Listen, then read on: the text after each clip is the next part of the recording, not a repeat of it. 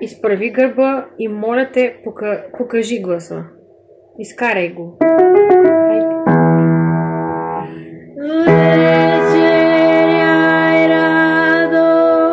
Много хубаво. Даже много хубаво работеше и с въздуха. Моля те сега малко повече Р. Защото Р-то ще ти помогне. Р-то винаги освобождава ларингса.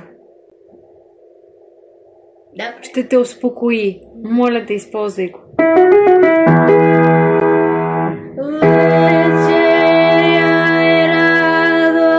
Добре. Сега следващата ни стъпка е как да мислим за въздуха. Когато си поел въздух, вечеряй радо. Моля те въздуха да има посока напред. Става ли?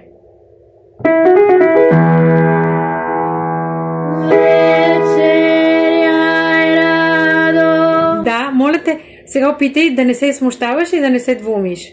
Почти сме там, хайде.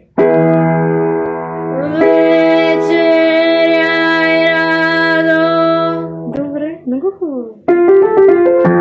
Тише, спокойно. Не, трябва да се успокоиш.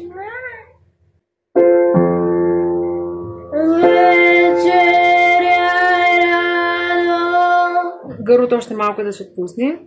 Повече ръта. Те ще помогнат за това. Днес сме много критични. Самокритични, прощавай. Какво ще правим, Дени?